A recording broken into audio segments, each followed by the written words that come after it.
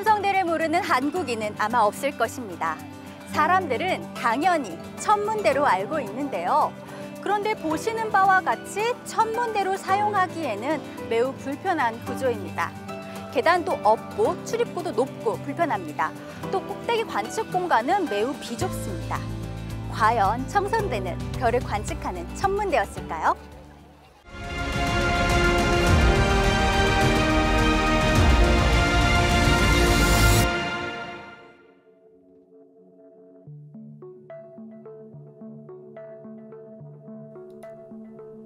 첨성대는 글자 그대로 별을 쳐다보기 위해 높이 쌓은 대입니다. 별을 쳐다보는 이유는 크게 두 가지인데요. 기륭을 점치거나 별의 운행을 관찰하기 위해서입니다. 신라 사람들은 왜 별을 쳐다보았을까요?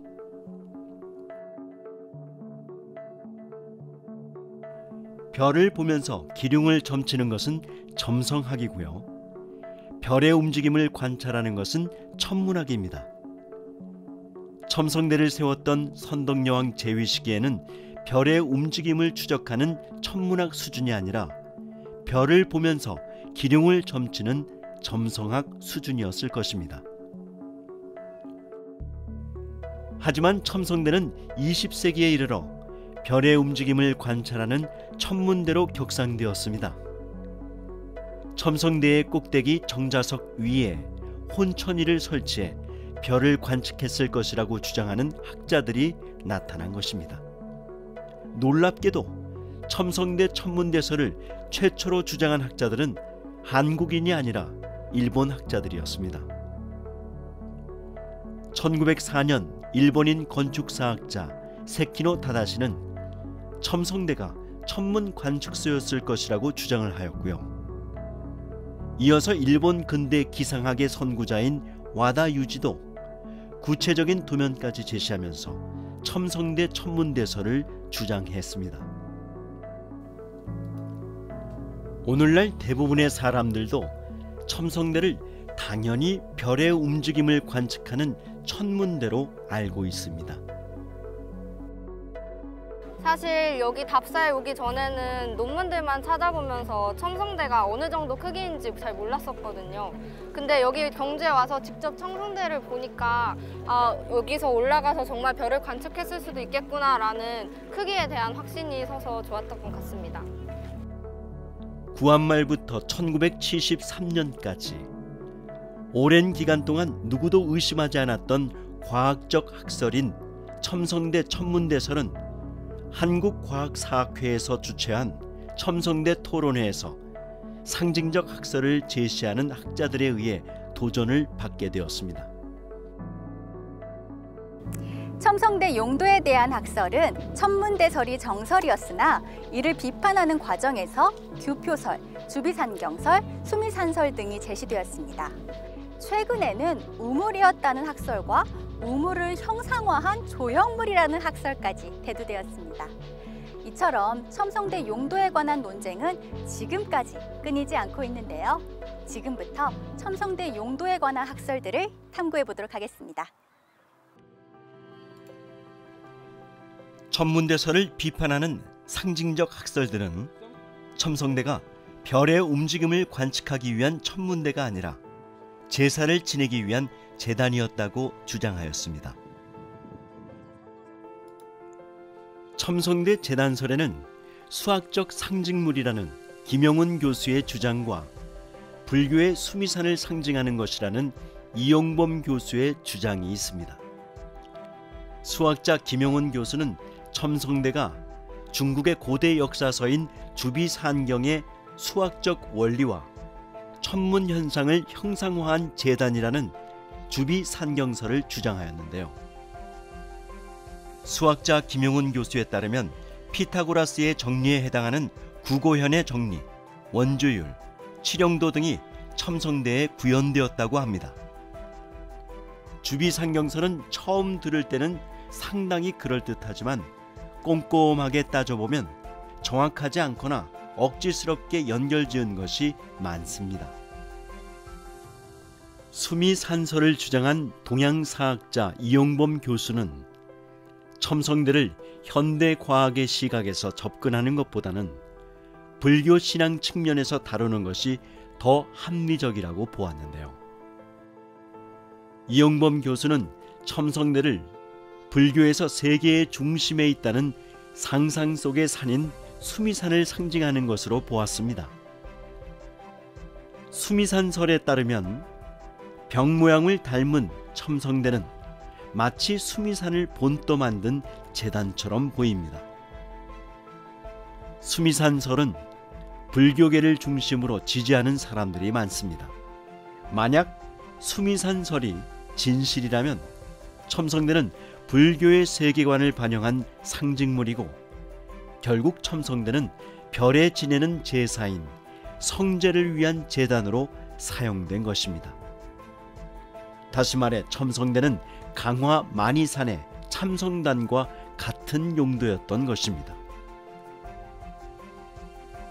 이렇게 첨성대가 상징물로서 제사를 지내기 위한 제단으로 사용되었다는 주장이 제기되자 과학계에서는 첨성대는 상징물이 아니라 실용적인 용도가 있었을 것이라고 주장하는 규표설이 등장하였습니다. 전상훈 교수는 첨성대를 24절기를 측정하는 규표라고 주장하였습니다. 규표란 동지점을 관측하기 위해 땅에 수직으로 세워 그림자의 길이를 재기 위한 막대를 가리킵니다. 첨성대가 거대한 규표였다면 결국 첨성대는 태양의 고도를 측정하고 중분점과 추분점 그리고 동지점과 하지점과 시각을 측정하는 거대한 앙부일구와 다를 바 없습니다. 첨성대 주변 바닥이 평지이고 첨성대의 그림자가 바닥에 명확하게 드러나기 때문에 첨성대 규표설은 과학적인 것 같은데요. 하지만 간단히 막대만 꽂으면 될 일을 거대한 건축물로 지었던 이유는 납득하기 어렵습니다. 여전히 첨성대를 상징물로 보는 상징적 학설과 천문대 또는 규표로 보는 과학적 학설이 충돌하고 있는데요. 이 때문에 첨성대를 창의적으로 해석한 다양한 이야기들이 문화 콘텐츠로 거듭나고 있습니다. 거북선 내부 구조 논쟁과 더불어 석굴암 원형 논쟁은 전통 과학사 분야의 해묵은 논쟁입니다. 석굴암은 일부만 남아있기 때문에 원형을 추론하는 과정 중에서 논쟁은 생길 수밖에 없는데요. 빛을 받아들이는 창이 있었다는 학설과 샘물 위에 축조되었다는 학설이 제시된 바 있습니다. 지금부터 석굴암 원형에 대한 다양한 학설들을 탐구해 보도록 하겠습니다.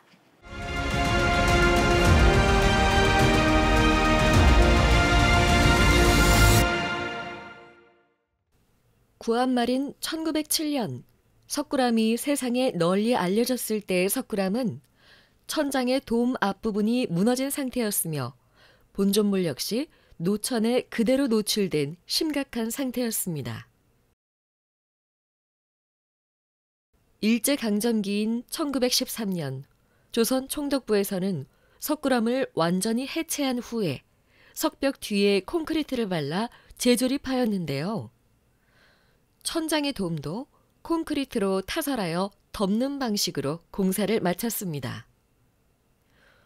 콘크리트를 너무 조밀하게 타설하면 결로 현상을 피할 수 없는데요. 1915년 일제강점기 당시에는 콘크리트 구조물의 치명적인 약점인 결로 현상에 대한 지식이 부족했기 때문에 콘크리트로 천장을 타설해도 석굴암의 입구와 통로를 개방 구조로 만들면 결로 현상을 피할 수 있을 것이라고 오판한 것 같습니다. 이렇게 일제에 의해 복원된 석굴암은 최대한 원형 그대로 보존하고 인위적인 개입을 최소화해야 한다는 유물복원 원칙을 무시한 참사였습니다. 석굴암 입구와 통로를 개방하여 자연 환기를 유도하였음에도 불구하고 결국 결로 현상을 피할 수 없었고 1917년부터는 바닥과 천장 위로 물이 스며들기 시작하였습니다. 어쩔 수 없이 조선 총독부에서는 1920년에 대대적인 재보수 공사를 하였으나 여전히 습기 문제를 해결하는 데에는 실패하고 말았습니다. 습기 때문에 생긴 석굴암 내부의 이끼를 없애기 위해서는 고온 고압 증기를 동원할 수밖에 없었는데요. 1960년까지 고온 고압 증기로 석상의 이끼를 세척하는 과정에서 돌가루가 떨어져 나가는 훼손을 피할 수 없었습니다. 광복과 대한민국 정부 수립, 한국전쟁 등 격동의 시간을 보낸 후 1961년에 문화재관리국은 석굴암의 결로 현상을 해결하기 위해 대대적인 보수공사에 착수하였습니다. 하지만 일제강점기에 타설한 콘크리트 돔을 도저히 해체할 수 없었습니다. 어쩔 수 없이 기존 콘크리트 위에 다시 콘크리트 벽을 이중으로 씌워 완충 공간을 만들고 석굴 앞에는 목재 전각을 설치하여 외부의 습기를 차단하려고 하였습니다. 하지만 조선 총독부와 마찬가지로 대한민국 정부도 결로 현상을 해결하지 못하였습니다. 물리학자 남천우 교수는 이중 콘크리트 돔 구조와 목재 전각이 오히려 석굴암의 결로 현상을 부채질하고 있다며 문화재관리국의 석굴암 보수공사를 강하게 비판하였는데요. 남천우 교수는 원래 석굴암 천장 돔에는 햇빛을 받아들이는 광창이 있었다는 석굴암 광창설을 주장하였습니다. 남천우 교수는 구한말인 1907년 석굴암이 발견되었을 때 주실돔 앞쪽에 함몰된 까닭을 광창 때문에 구조적으로 취약했기 때문이라고 주장하였습니다. 광창설의 중요한 근거는 석굴암을 복원하고 남은 아치형 석재에 세모골 홈이 파여 있었다는 것인데요. 남천우 교수는 이 홈들이 햇빛이 들어오는 창살이 꽂혀 있었던 구멍 흔적이라고 주장하였습니다. 정말 그랬을까요? 석조 구조물을 뚫은 창에 굳이 창살을 넣을 필요가 있을까요? 혹시 돌에 남은 쐐기형 홈은 화강암을 쪼개기 위해 박았던 나무 쐐기의 흔적이 아니었을까요? 과거에는 단단한 바위에 홈을 파서 나무 쐐기를 박은 후 뜨거운 물을 부어 불리는 방식으로 바위를 쪼갰기 때문입니다.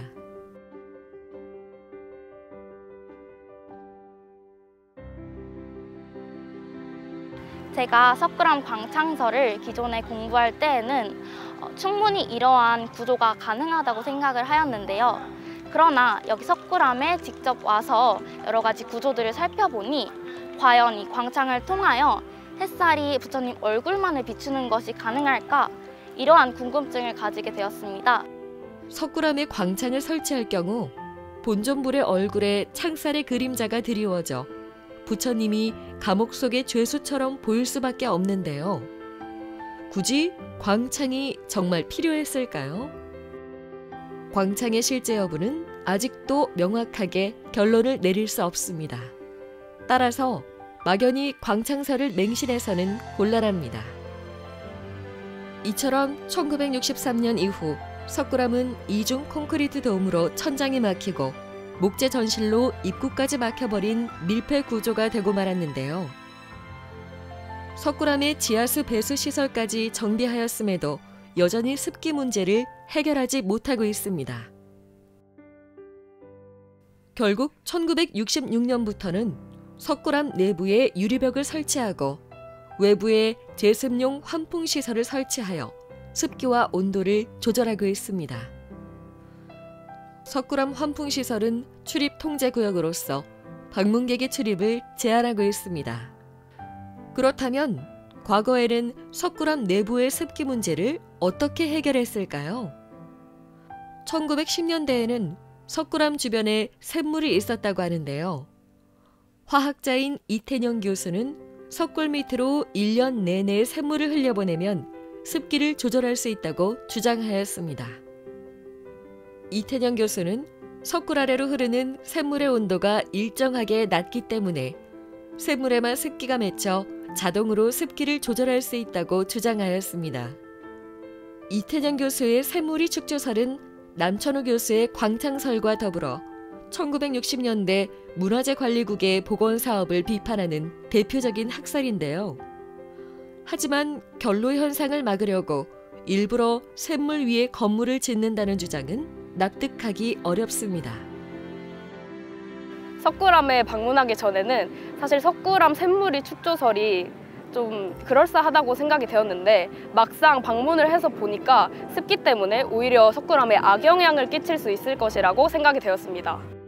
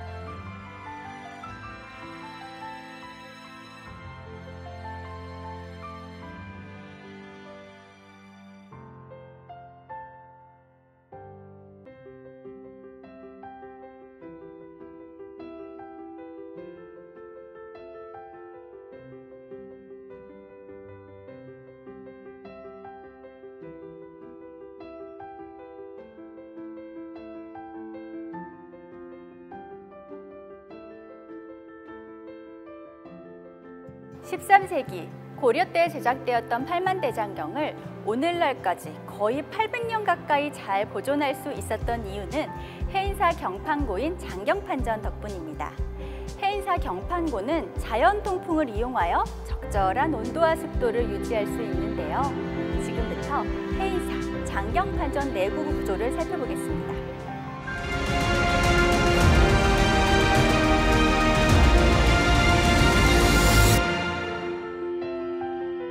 합천 해인사 장경판전은 고려 때 제작한 팔만대장경을 보관하기 위해 조선 초에 지은 건축물인데요. 해인사에서 가장 높은 곳에 위치하고 있으며 모두 4개의 건물로 구성되어 있습니다.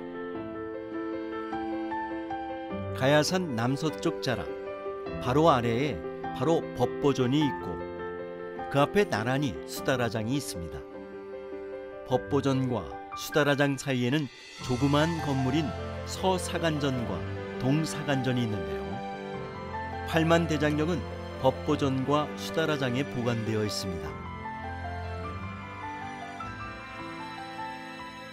기계를 통해 인위적으로 온도와 습도를 조절하고 있는 석굴암과는 달리 팔만대장경을 보관하고 있는 법보존과 수다라장 내부에는 온도와 습도를 조절하는 시설이 전혀 없습니다.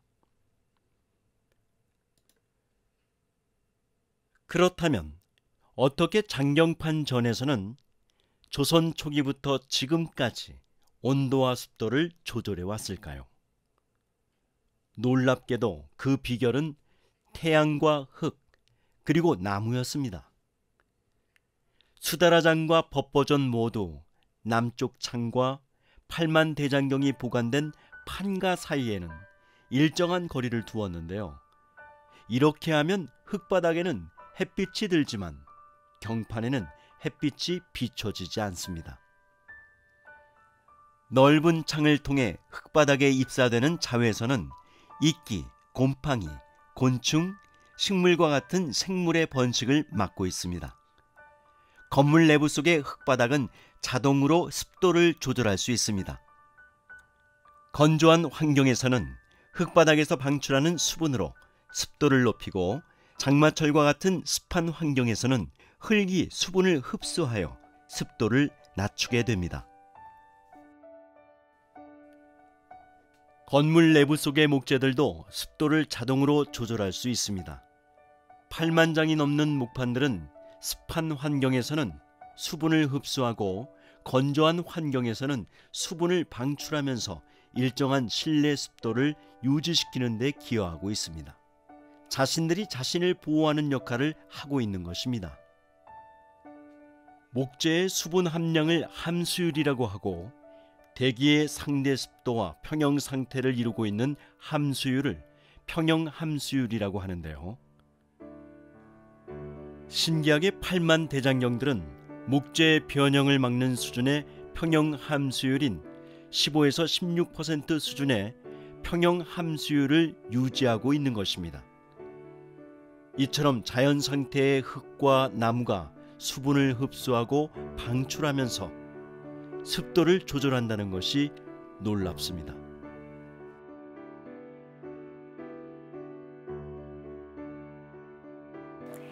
해인사 장경판전에 자연바람을 불어넣은 것을 산곡풍이라고 합니다. 낮에는 곡풍이 장경판전에 바람을 불어넣고요. 밤에는 산풍이 바람을 제공합니다. 해인사 건물들이 장경판전에 불어넣은 바람길과 풍속에 영향을 끼칠 수밖에 없는데요. 지금부터 해인사 건물 배치가 다른 사찰과 어떻게 다른지 탐구해 보도록 하겠습니다.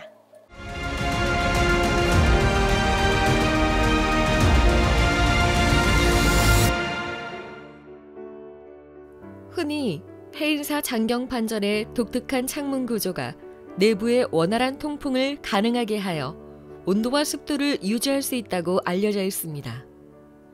하지만 이것은 실험 고고학적 방법에 근거한 것이 아니라 닭계 전문가들의 의견일 뿐입니다. 창문 크기를 다르게 만든다고 해서 방 안의 공기가 흐르지 않습니다. 하지만 많은 사람들이 위아래 창살의 크기가 다르기 때문에 공기가 흐르게 된다는 오개념을 가지고 있습니다. 장경판전은 내부 바닥과 판가 사이의 온도 차이 때문에 발생하는 중력 환기보다는 외부에서 유입되는 바람에 의존하는 풍력 환기 방식으로 설계되었기 때문에 결국 장경판전에 바람을 불어넣는 해인사의 지형적 특성을 탐구해야 합니다. 전국 각지에 있는 사찰의 가람 배치에서 가장 중심이 되는 건물은 석가모니를 모셔놓은 대웅전인데요. 대웅전은 절에서 가장 큰 건물이기 때문에 보통 대웅전 뒤에는 대웅전을 압도하는 건물들을 세우지 않습니다. 평지 가람 배치로 유명한 불국사의 가람 배치를 볼까요?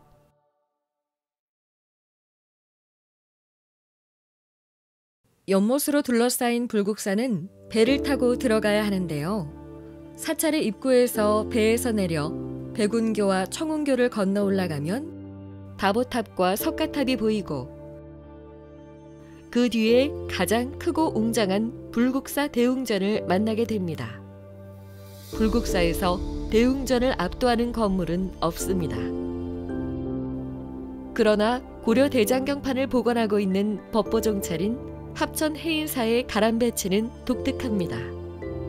대웅전에 해당하는 대적광전 뒤에 대웅전을 압도하는 규모의 장경판전이 사찰의 가장 높은 곳에 존재하기 때문입니다. 해인사 장경판전은 높은 경사분지에 위치하여 남서쪽에서 약간 서쪽으로 치우친 방향으로 위치하고 있습니다. 따라서 계곡 쪽에서 남서풍으로 올라오는 고풍을 받아들이기에 적합한 위치입니다. 해인사는 화엄종의 가람 배치 원칙에 따라 산비탈을 따라 건물을 세웠는데요. 해인사의 가람 배치는 평지나 계곡에서 산 정상을 향해 올라가는 고풍을 방해하지 않습니다. 낮에는 해인사 가장 높은 곳에서 고풍을 바로 맞이하는 건물이 수다라장입니다. 법보전은 수다라장 뒤에 나란히 있기 때문에 수다라장을 관통한 기류나 수다라장의 지붕을 타고 넘어온 바람을 받아들이게 됩니다.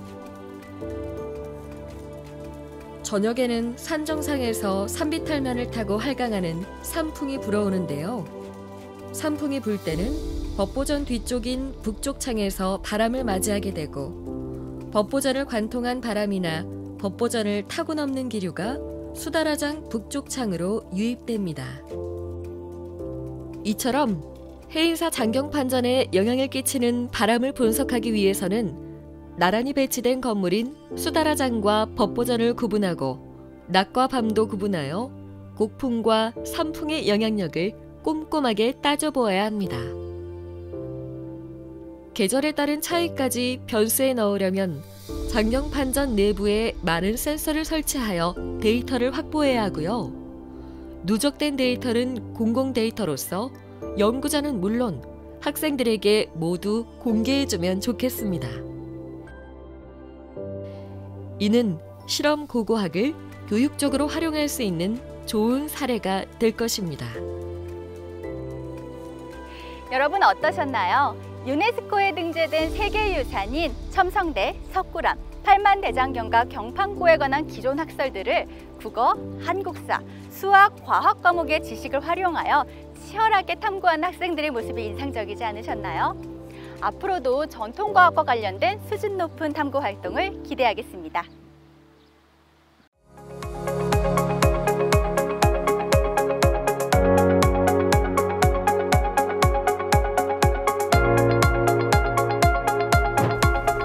우리 인천하늘고등학교는 지난 10년간 창의적인 교과 기반 융합 프로젝트를 수행해 왔습니다.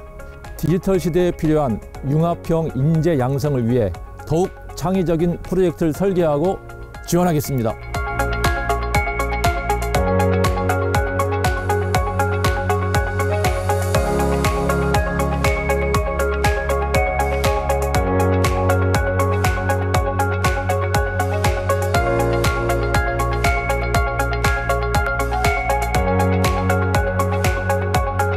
학생들에게 다양한 학설을 미리 학습하게 한 후 그것의 타당성을 검증하는 방식으로 프로젝트를 안내하였습니다.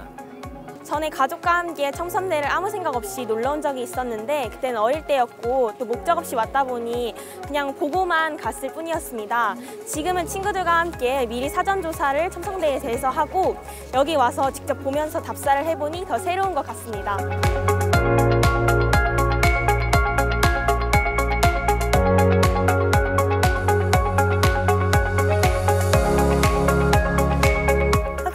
지도하면서 가설 검증 논리는 문이과 구별할 필요가 없음을 깨닫게 되었습니다.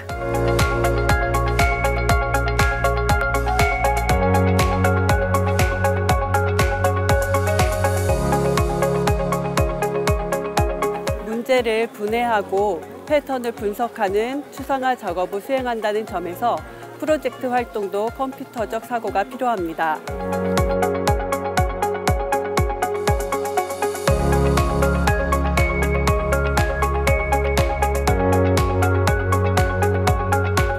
판전 내부를 직접 볼 수 없어 아쉬웠지만 학생들과 함께 해인사와 주변 경관을 볼 수 있어 좋은 경험이었습니다.